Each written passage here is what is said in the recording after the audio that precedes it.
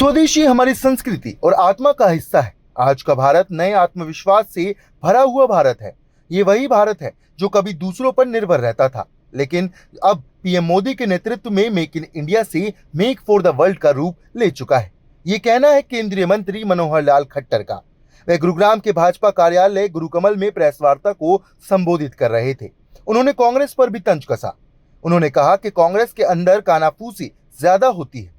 असमंजस की स्थिति के रहते कांग्रेस पार्टी को नेता प्रतिपक्ष बनाने में भी 1 वर्ष का समय लग गया।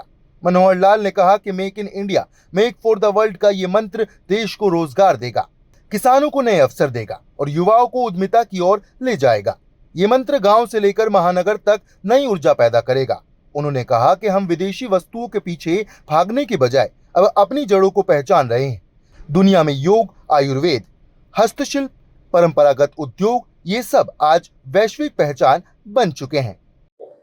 सीपीआर वाला ना एम से 20 किलोमीटर एम्स झज्जर या दिल्ली?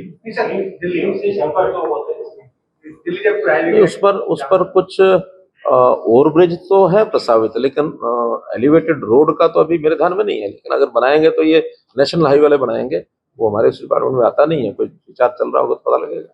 सर, हरियाणा में आपने 9.5 साल जो है हरियाणा को संजो के रखा। सरकार के देखिए, नायब सिंह सरकार बहुत स्थायी रूप से अच्छा काम कर रही है और जितनी योजनाएं हमने पिछले 10 साल में बनाई हैं वो सारी उनके ऊपर काम हो रहा है। और उसके अंदर कहीं भी छोटे मोटे कोई ग्लिचेस होते हैं, क्योंकि वो मेरे समय जो योजनाएं बनी हैं वो ब्यूरोक्रेसी को ज़्यादा पता होता है उनका। कभी कभी ब्यूरोक्रेसी के लोग हमसे ही बात करते हैं, तो उस नाते से एक एक चीज़ हम करके आगे बढ़ा रहे हैं। खास करके जो लैंड इश्यूज हैं और लैंड की कई पॉलिसीज उस समय हमने लागू की थी, कुछ चालू हो गई, कुछ और बन रही हैं।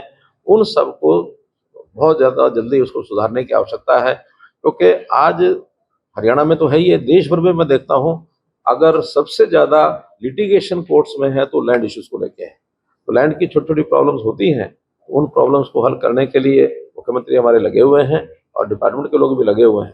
फिर भी उसमें जहाँ कहीं कोई सहयोग की आवश्यकता होती है तो मैं भी उसमें जाकर रिपोर्ट सुझा देता हूँ। दोबारा से sir CLP leader Bhupendra Singh Hooda को चुना गया है। बात यह कि वैसे तो ये उनके अपने घर का मामला, मुझे कोई टिप्पणी करने का अधिकार नहीं है। और इतना ही है, मुझे लगता है कि उनके यहाँ निर्णय करने की असमंजस स्थिति इतनी रहती है कि एक पूरा बहुत बड़ी अच्छी संख्या में, जिसको कहना चाहिए विपक्ष की संख्या 37 है आउट ऑफ 90। इतना एक तो होता मजबूत पक्ष, एक होता मजबूत विपक्ष। संख्या के हिसाब से हम कह सकते हैं तो विपक्ष भी कोई उनका कमजोर तो नहीं है, लेकिन उनको अपना लीडर चुनने में 1 साल लग गया, ये अपने आप में हैरानी करने वाली बात है। और इसको जनता भी समझती है, हम भी सब समझते हैं। कहीं ना कहीं दुविधाएं उनकी हैं। अब दुविधा समाप्त करके उन्होंने बनाया है तो मैं तो उनको शुभकामना दूंगा। अच्छा, उन्होंने लीडर बना लिया। और अगर विपक्ष का नेता कोई होता है तो सत्ता पक्ष को भी उसका लाभ होता है। कम से कम विपक्ष के लोग अलग अलग करके अपने मुंह से बातें नहीं बोलते हैं, तो विपक्ष का जो नेता है वो बोलेगा तो हम उसका ध्यान करेंगे। तो इस बार प्रदेश अध्यक्ष साउथ हरियाणा से चुना गया है कांग्रेस का कहना है कि दक्षिणी हरियाणा को इस बार मजबूत करेंगे, क्योंकि अगर हम 2019 हरियाणा से प्रदेश अध्यक्ष को बनाना इसलिए कि दक्षिण हरियाणा को मजबूत करना है। किस तरह अच्छा है, वैसे तो जैसा मेरा पहला उत्तर था फिर भी वही उत्तर है कि ये भी उनके अपने घर का मामला है। आखिर हमें बहुत ज्यादा उस पर टिप्पणी करने का अधिकार नहीं है, लेकिन फिर भी जनता में जो चीजें चलती हैं वो हमारे पास आती हैं तो हम जरूर उसकी टिप्पणी कर सकते हैं। जैसे कहते हैं ना, सिर मुड़ाते ही ओले पड़े। तो इनको अध्यक्ष बनाया और बाद में शुर करके कुछ कानाफूसी चलने लग गई, अच्छी नहीं है, लेकिन अब चली है तो भुगतेंगे उसको। कैप्टन अजय सिंह यादव ने एक आरोप लगाया था, जैसे ही उन्हें बनाया गया कि 7 तरह के उन्होंने एक्सपर्ट पोस्ट किया। खुद कांग्रेस में इस तरह से प्रदेश अध्यक्ष को बनाना राहुल गांधी के नेतृत्व द्वारा, फिर कांग्रेस के नेता इस पर सवाल खड़े कर रहे हैं। मैंने तो वही कह रहा हूँ, कानाफूसी फुसफुस शुरू हो गया, इसलिए होने तो जो हो जाता है। मैं ज्यादा टिप्पणी क्यों? इसके कारण से भी लोगों को काफी बचत होगी, चीजें सस्ती होंगी और बचत होने के बाद उस पैसे का वो अपनी आवश्यक चीजों के ऊपर खर्च करेंगे और फिर से खरीदारी बढ़ेगी और उत्पादन बढ़ेगा, रोजगार बढ़ेगा, उद्योग बढ़ेगा। तो ये एक नया, एक अपने आप में एक सहूलत जो दी गई है। तो ऐसे बहुत विषयों पर बहुत संजीदगी से, और हम लोग जो है जनता को कितना पैसा दिया जा सकता है, कितना उनकी रोटेशन में चीज़ों को लाया जा सकता है, डेवल्यूशन ऑफ फंड्स, ये हम कितना ज़्यादा कर सकते हैं, ये मोदी जी के नेतृत्व में और हम देश में कर रहे हैं।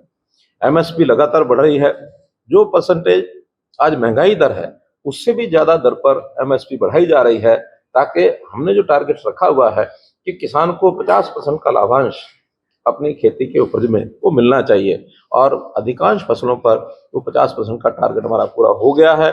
अगर कुछ कम भी है तो आने वाले समय में एमएसपी की जो रेट है महंगाई रेट से ज़्यादा बढ़ाएंगे तो अपने आप लाभांश जो है किसान का वो बढ़ेगा।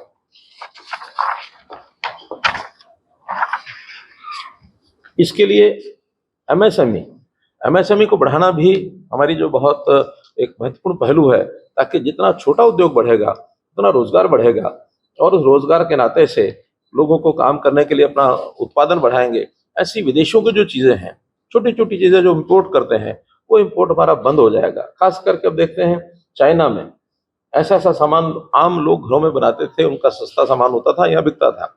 अब बहुत बड़ी मात्रा में चाइनीज सामान लोगों ने मंगाना बंद कर दिया, पटाखे बंद कर दिए, लड़ियाँ बंद कर दी, खिलौने बंद कर दिए। दिवाली के सामान पर तो हम देखते हैं कि चाइना की चीज़ें मार्केट में भरी होती थी। आज आह्वान जब किया है तो ये चीज़ें चाइना, ये जो विदेशी चीज़ें हैं बिकनी बंद हो गई हैं, तो हम उसका बहिष्कार करने के बजाय हमें अपने स्वभाव में अपने खरीद जो है वो स्वदेशी की हो, ये विचार लाना पड़ेगा, ताकि हम अपनी ही चीज़ खरीदेंगे तो उसका लाभ देश को होगा। इसका बहुत बड़ा एक लाभ होने वाला है। जहाँ तक एमएसएमई है, उसके अंदर जो उसका निवेश है और उसका जो टोटल कारोबार, इसकी कितनी ट्रांजैक्शन होती है, उसके भी आंकड़े बदले हैं। निवेश में तो हमने जितना पहले होता था उससे 2.5 गुना जो कर दिया है, और कारोबार जो है उसका सीमा जो है वो भी 2 गुना कर दी गई है। तो जैसे पहले छोटे जो सूक्ष्म यानी उद्योग होते थे, उसमें निवेश जो था 1 करोड़ था, नहीं 2.5 करोड़ था, सॉरी 1 करोड़ था, उसको 2.5 करोड़ कर दिया है। और जो उसकी लिमिट थी ट्रांजैक्शन की वो 5 करोड़ थी, उसको 10 करोड़ कर दिया। लघु उद्योग को 10 करोड़ से 25 करोड़ कर दिया, और जो उसकी सीमा थी कारोबार की उसको 50 करोड़ से 100 करोड़ कर दिया। जो मध्यम वर्ग था उसको भी 50 करोड़ जो निवेश था उसको 125 करोड़ कर दिया, और जो 250 करोड़ रुपया जो उसका कारोबार की सीमा थी उसको 500 करोड़ कर दिया। अर्थात 2 गुना 2.5 गुना पैसे लगाने वाले उद्योग भी अब एमएसएमई में आ गए, ताकि हर उद्योग को लाभ मिले, उसको ईज ऑफ डूइंग बिजनेस के नाते से ज़्यादा इंडस्ट्री उसमें आए। तो इस प्रकार से हमने मेक इन इंडिया ये आह्वान हमने किया।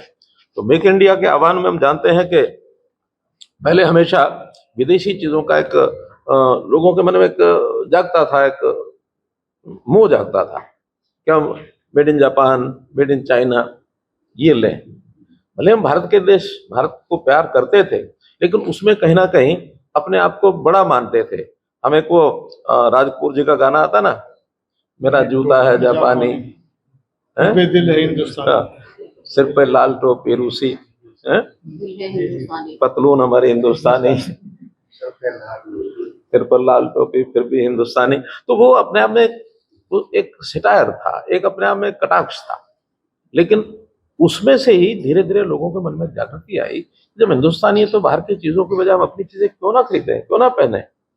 इसलिए उस ओर आगे बढ़ने के लिए हमने जो है मेक इन इंडिया इसका जब से प्रयोग किया, और बहुत से क्षेत्रों में 100% एफडीआई इसको भी खोल दिया।